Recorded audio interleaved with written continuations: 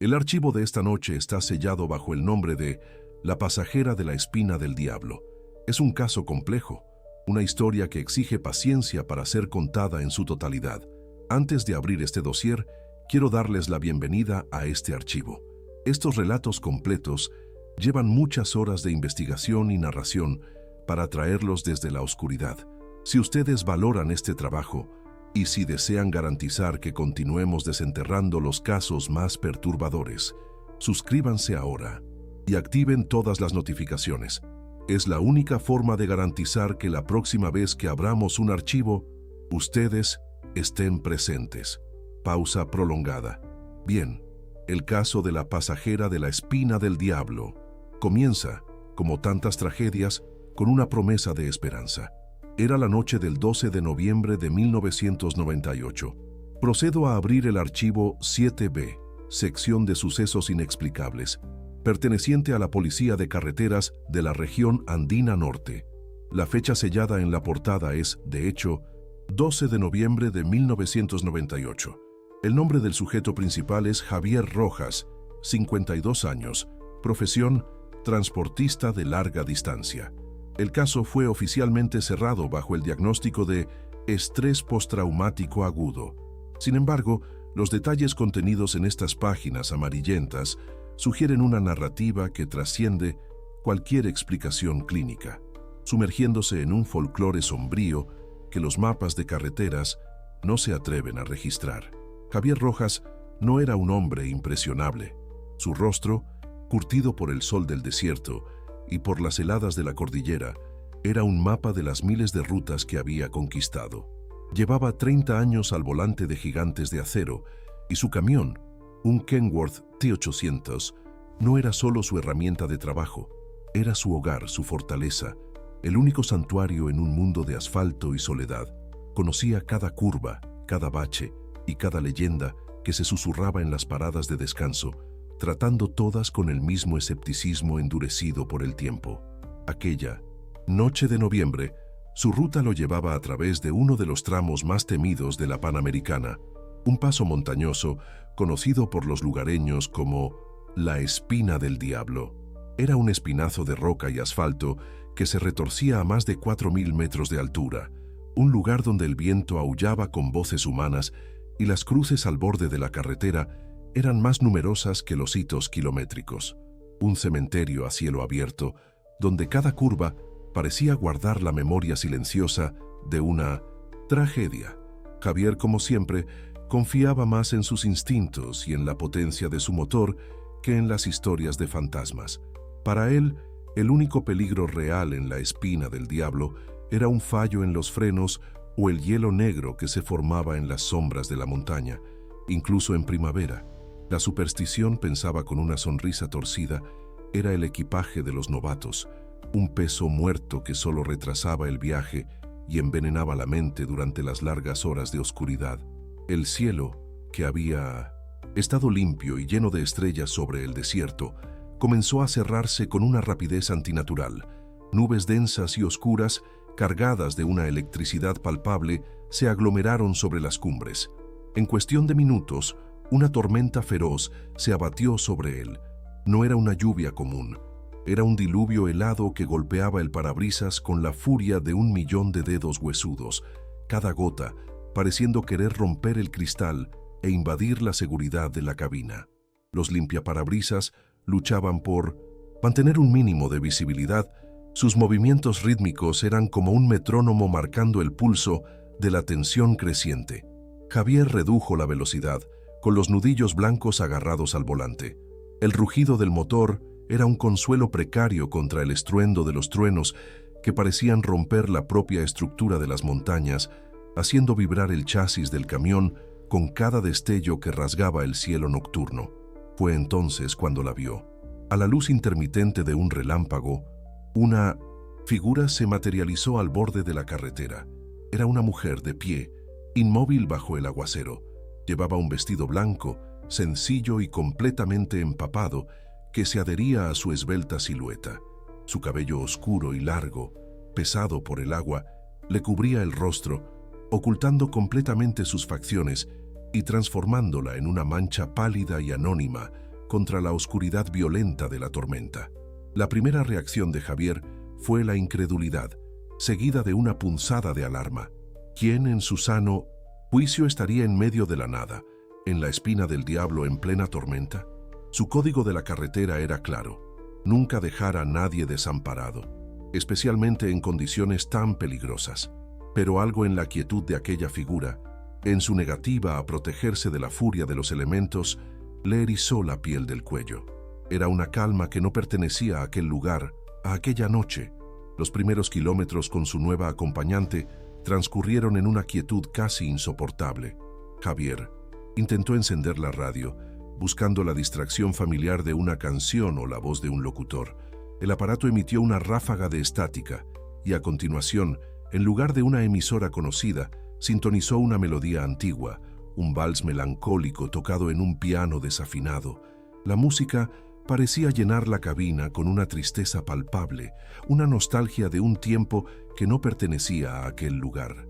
¿Le gusta esta música?, preguntó él, más para romper el silencio que por interés real. La mujer no se movió, pero su voz susurró de nuevo, cargada de una añoranza incomprensible.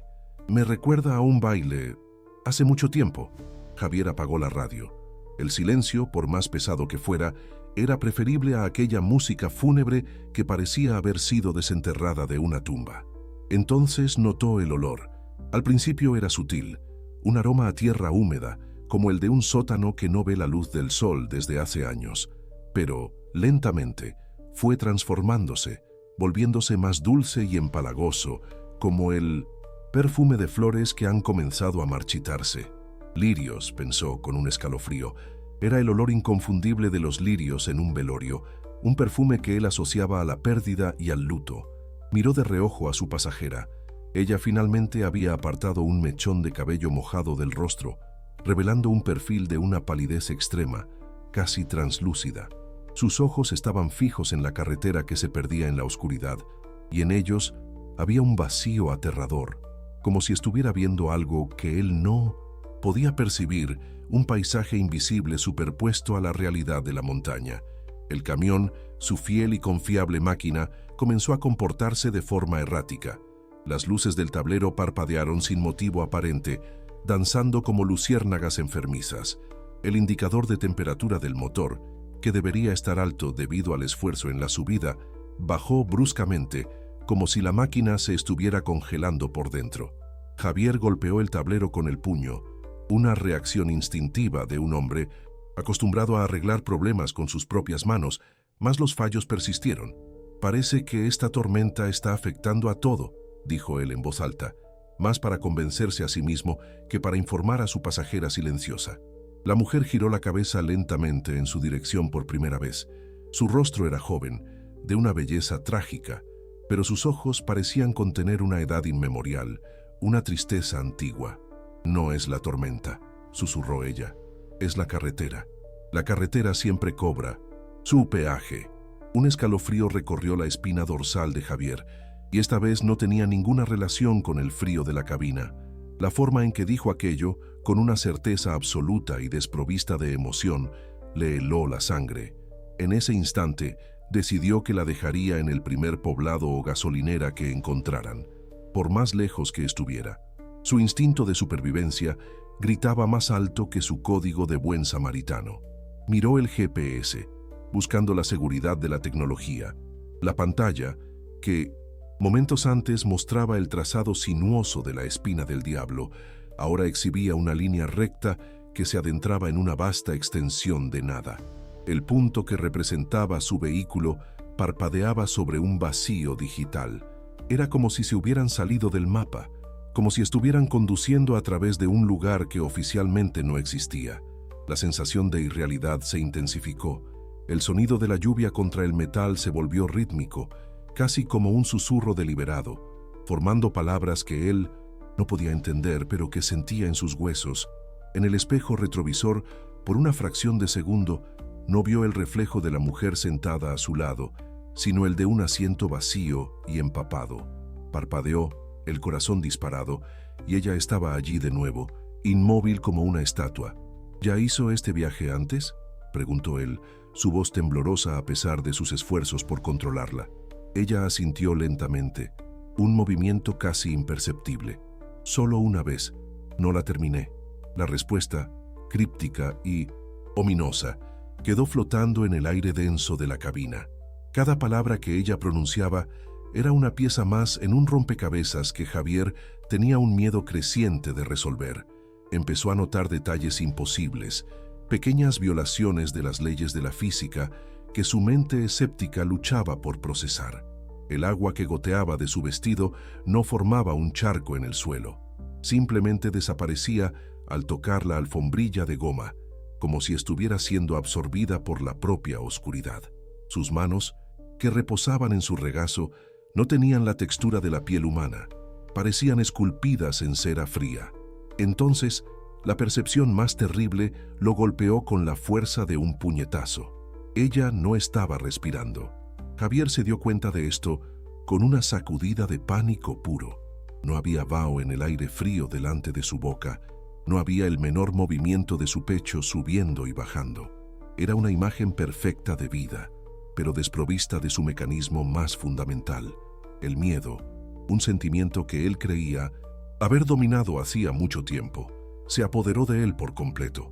Ya no era una simple inquietud, era un terror puro y visceral. Estaba atrapado en una caja de metal a 4000 metros de altura, en medio de la peor tormenta que recordaba, con algo a su lado que fingía ser humano, mas que claramente no lo era. A lo lejos, a través de la cortina de lluvia, divisó una luz solitaria y titilante, una bomba de gasolina, un oasis de normalidad en medio de aquella pesadilla creciente. Era un lugar antiguo, casi en ruinas, una de esas estaciones olvidadas por el tiempo y las carreteras modernas. Mas para Javier, en ese momento, representaba la salvación. «Voy a parar para tomar un café y revisar el motor», anunció él, intentando hacer que su voz sonara firme y casual. La mujer no protestó, simplemente asintió, con la misma pasividad fantasmagórica que la caracterizaba. Paró el camión al lado de los surtidores de combustible oxidados. La luz de la pequeña oficina de la estación de servicio arrojaba un brillo amarillento y enfermizo sobre el patio mojado. «Espéreme aquí, por favor. No tardo», dijo él, aunque la idea de dejarla sola en su camión le revolvía el estómago. Necesitaba un momento para pensar, para respirar un aire que no estuviera viciado por su presencia gélida.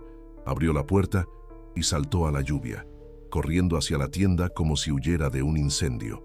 El interior olía a café viejo y aceite de motor, un perfume de normalidad que lo calmó ligeramente. Detrás del mostrador, un hombre anciano, con el rostro arrugado como un mapa antiguo y ojos cansados, lo observaba sin sorpresa. Parecía tan parte del lugar como el polvo acumulado en las estanterías. «Noche difícil, ¿eh?», dijo el viejo, su voz ronca como una lija. «La peor que he visto», respondió Javier, intentando calmar su respiración jadeante. Pidió un café negro.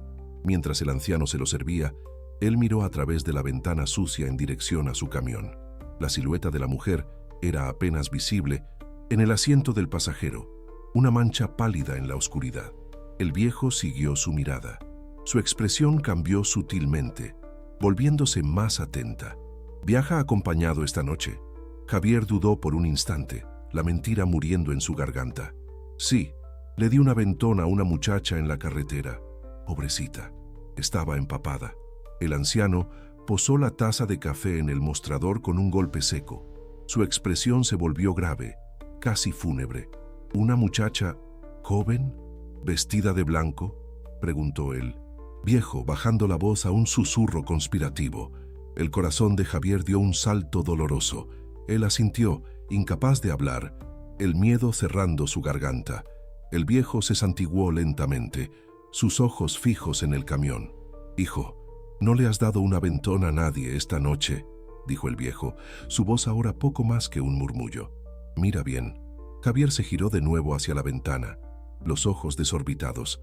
El asiento del pasajero estaba inconfundiblemente vacío. No había silueta, no había mancha. Pálida, solo la oscuridad y el reflejo de la lluvia en el cristal. El terror lo paralizó, transformando sus miembros en plomo. Pero ella estaba allí. Yo hablé con ella. tartamudeó él, su mente racional deshaciéndose. El anciano negó con la cabeza, una tristeza infinita en su mirada. Muchos la han visto, especialmente en noches de tormenta como esta. Es la novia de la espina. Y entonces, con la solemnidad de quien cuenta una escritura sagrada, el viejo le contó la historia. Hace más de 50 años, una joven pareja se dirigía a su boda en el pueblo del valle. Una tormenta, tan violenta como la de aquella noche, los sorprendió en la espina del diablo. El coche derrapó en una curva cerrada y se despeñó por el precipicio.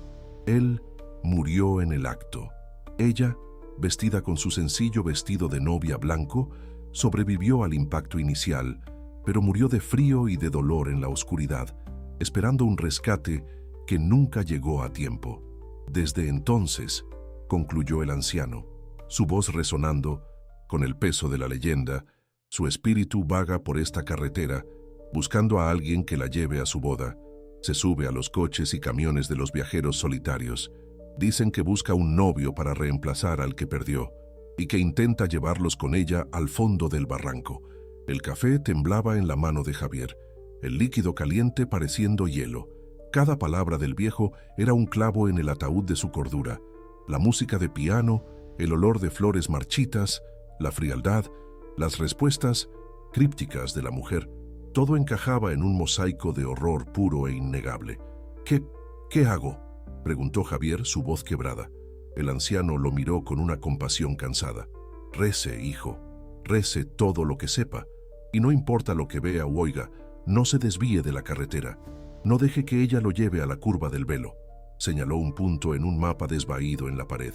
Es la curva más peligrosa. Fue allí donde ocurrió el accidente.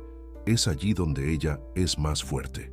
Javier regresó al camión con las piernas temblorosas, el consejo del anciano resonando en su mente como una sentencia de muerte. El aire frío de la noche no hizo nada para disipar el terror que nublaba su juicio. Cada paso hacia la cabina era una batalla contra el impulso de salir corriendo y no mirar atrás, pero el camión era su vida, y no podía abandonarlo, no allí, en el corazón de aquella pesadilla. Abrió la puerta y el frío que lo recibió fue aún más intenso que antes, un frío de cripta, antinatural y agresivo. Ella estaba sentada allí de nuevo como si nunca se hubiera movido, mas algo había cambiado. Su rostro, antes pálido y pasivo, ahora estaba contraído en una expresión de profunda melancolía y sus ojos oscuros estaban fijos en él, llenos de un anhelo desesperado y aterrador que parecía querer devorar su alma. «Tardaste», susurró ella, y esta vez su voz no era suave. Tenía un filo cortante, un eco que parecía venir de muy lejos, del fondo de un pozo. «Pensé que me habías abandonado, como todos los demás». Javier no respondió. Se sentó al volante, sus manos resbaladizas de sudor. El motor arrancó con un rugido que sonó como una protesta, como un animal herido. Tan pronto como el camión se puso en movimiento, la atmósfera dentro de la cabina se volvió opresiva, hostil. Las puertas se bloquearon con un chasquido metálico y seco, como si los cerrojos se hubieran activado solos.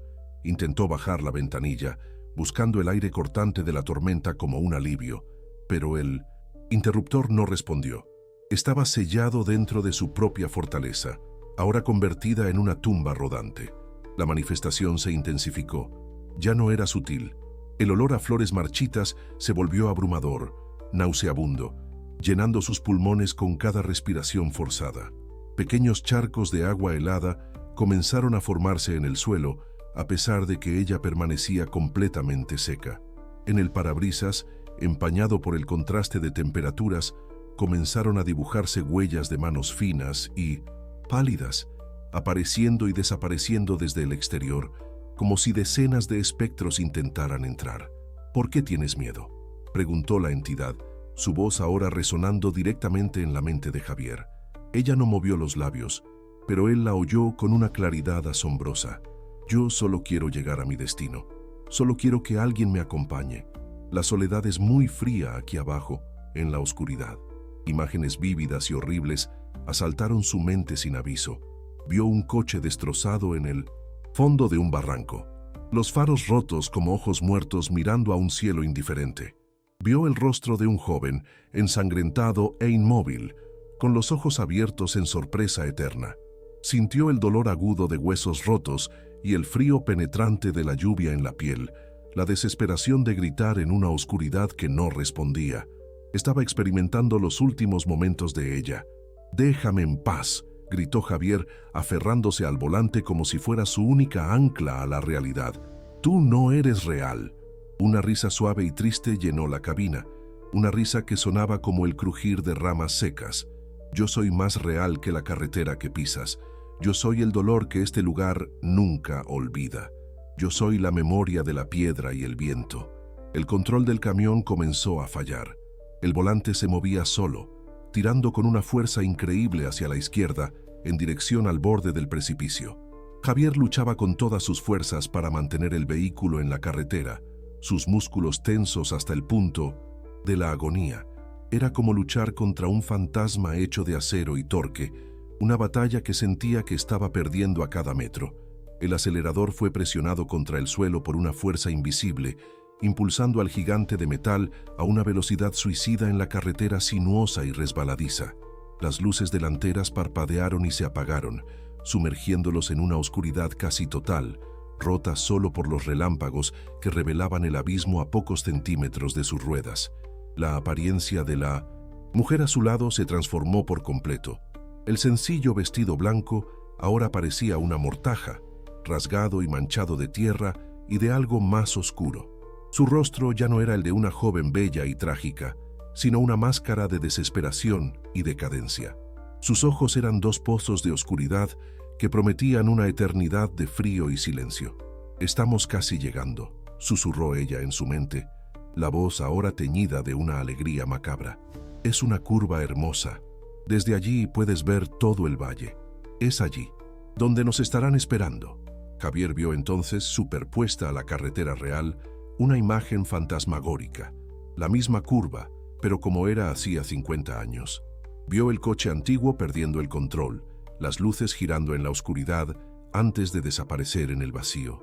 Él sabía que se estaba acercando al lugar que el anciano había marcado en el mapa, la curva del velo.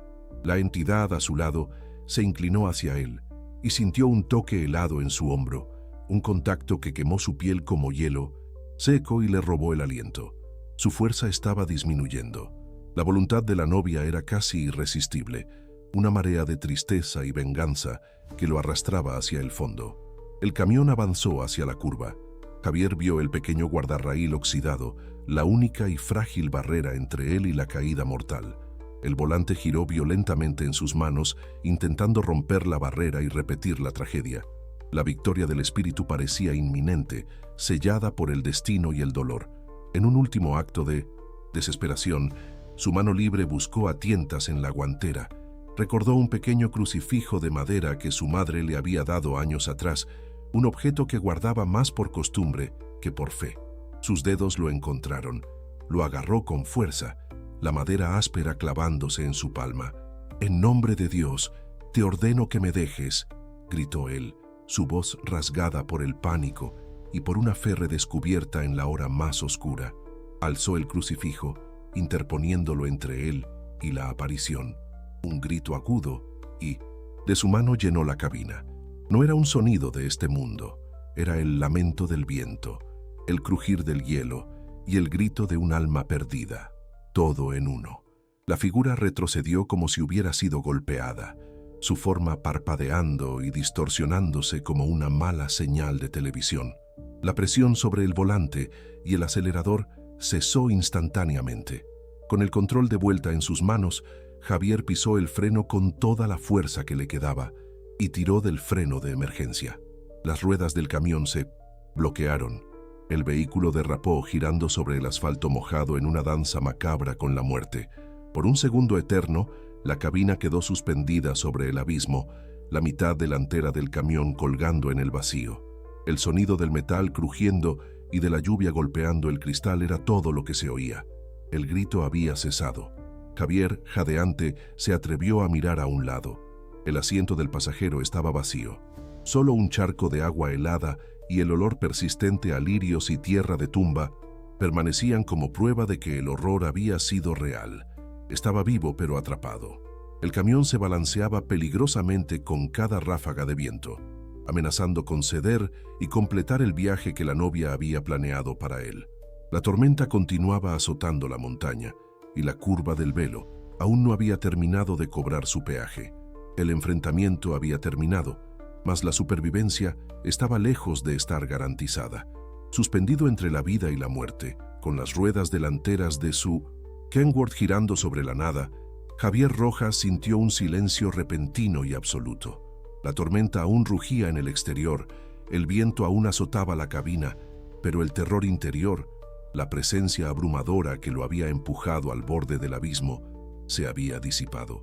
Por un instante, en medio del pánico y la adrenalina, creyó haber vencido.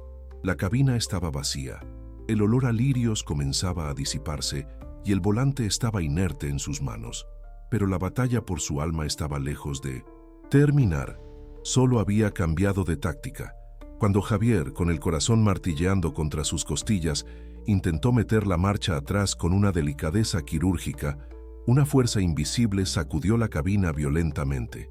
No era el viento, era un empujón deliberado, viniendo desde abajo, como si una mano gigante estuviera intentando arrastrar el camión al fondo del precipicio.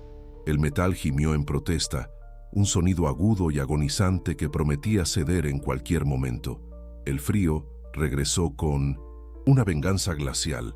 El parabrisas, que ya estaba empañado, comenzó a congelarse de dentro hacia afuera, formando patrones intrincados de hielo que se asemejaban a flores de tumba.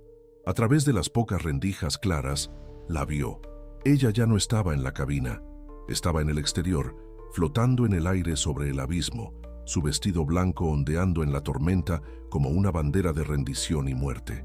Su rostro era una máscara de furia y tristeza indescriptibles.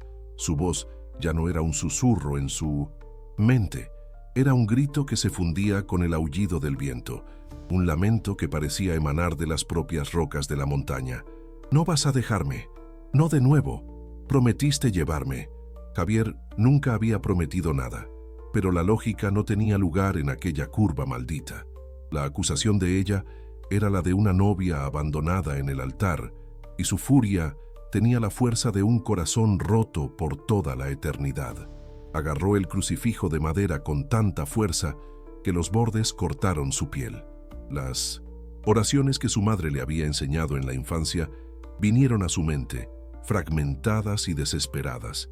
«Padre nuestro que estás en el cielo», comenzó a recitar en voz alta, su voz temblando, pero proyectándose contra el rugido de la tormenta. Cada palabra parecía una pequeña brasa de calor contra el frío abrumador que lo envolvía. La figura del exterior reaccionó a su oración con un espasmo de rabia. Se lanzó contra el cristal del lado del conductor. El impacto no produjo sonido, pero una telaraña de grietas se extendió instantáneamente desde el punto de contacto, distorsionando la imagen de su rostro en una máscara grotesca de agonía. El cristal de seguridad aguantó, pero ¿por cuánto tiempo? Ella estaba intentando romper su última barrera física, invadir su santuario.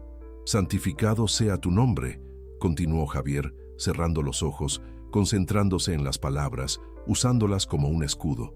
Podía sentir la voluntad de ella presionando su mente, intentando sembrar la desesperación, mostrándole imágenes de la caída, del impacto, de la oscuridad fría y solitaria que lo esperaba allí abajo. Ella le ofrecía su compañía en la muerte, un pacto sellado en la tragedia. El camión se balanceó de nuevo, más violentamente esta vez. El sonido de metal retorciéndose resonó por debajo de él. Sabía que tenía solo unos segundos antes de que la estructura cediera. El peso del motor y de la carga estaba tirando de todo hacia adelante, hacia el vacío. La gravedad era su enemiga y la novia era la general que comandaba ese ejército. «Venga a nosotros tu reino, hágase tu voluntad». Las palabras salían casi automáticamente, un mantra contra el caos. Abrió los ojos y vio que las manos de ella estaban presionadas contra el cristal, no como carne sino como manchas de niebla congelada.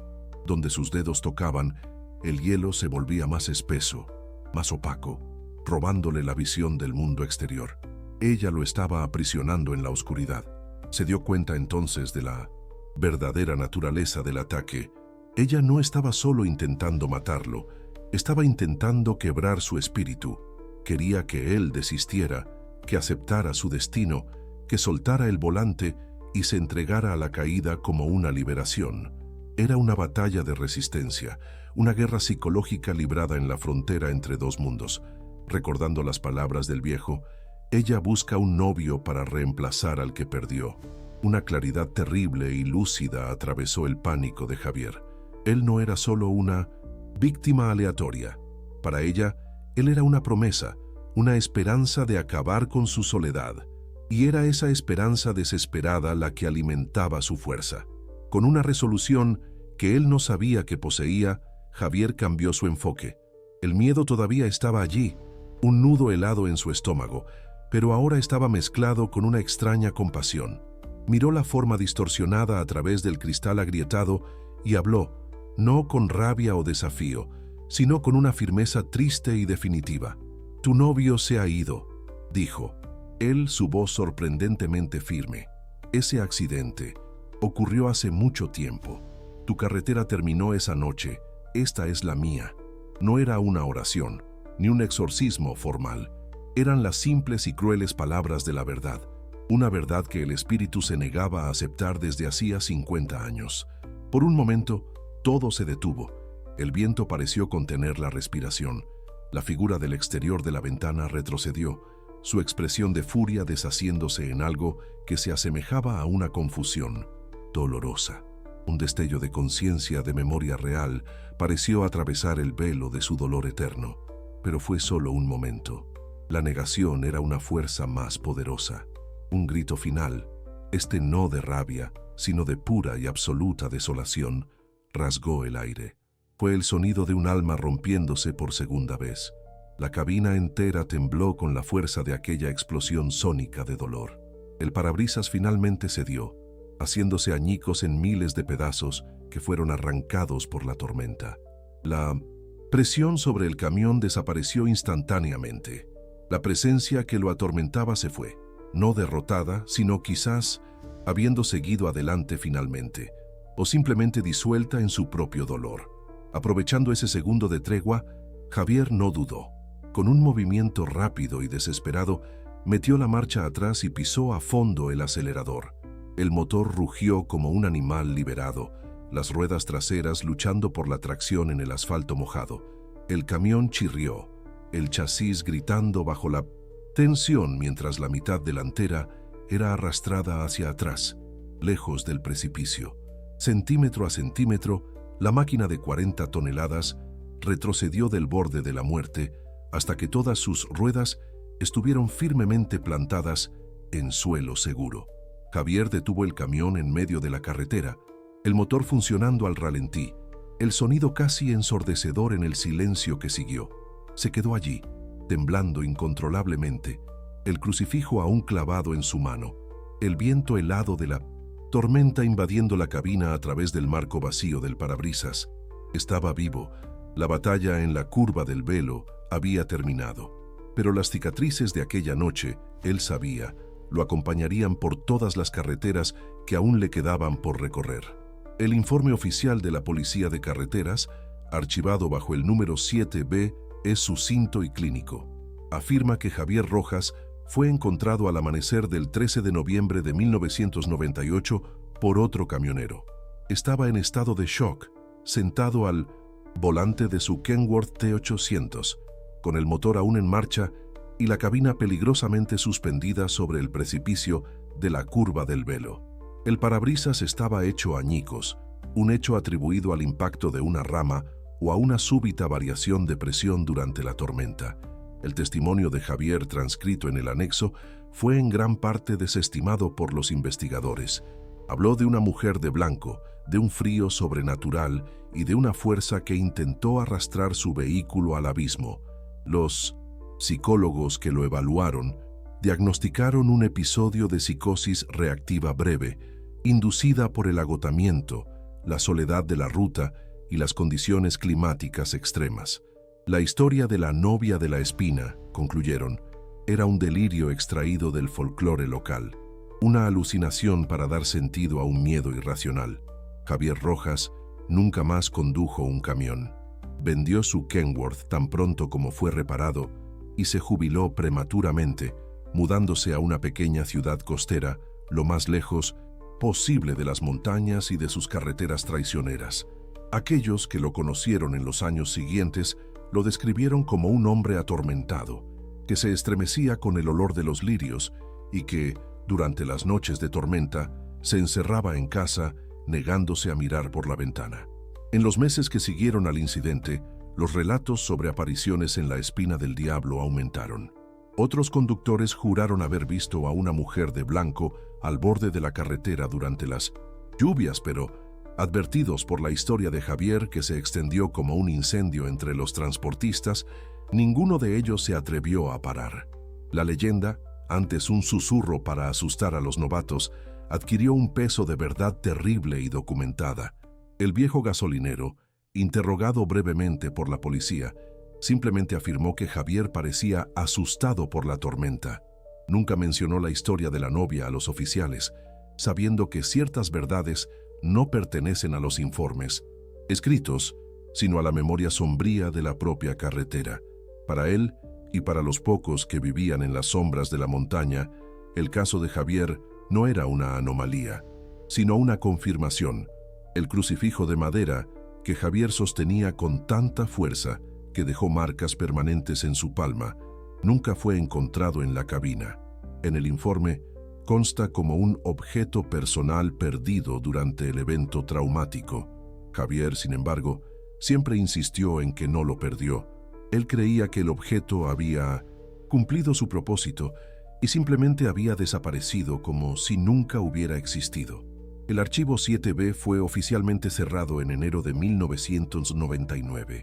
Para las autoridades, el caso estaba resuelto. Un hombre llevado al límite de su cordura. Pero aquí, en este archivo, nosotros sabemos que las explicaciones más simples raramente son las más verdaderas. La carretera sigue allí, la tormenta siempre regresa y la soledad en la Espina del Diablo aún espera, pacientemente, a su próximo viajero. Cierro este dossier. La estática regresa, llenando el silencio. La historia de la pasajera de la Espina del Diablo está concluida, pero la pregunta permanece en el aire helado de la noche. ¿Quién será el próximo en ofrecer un aventón en la oscuridad?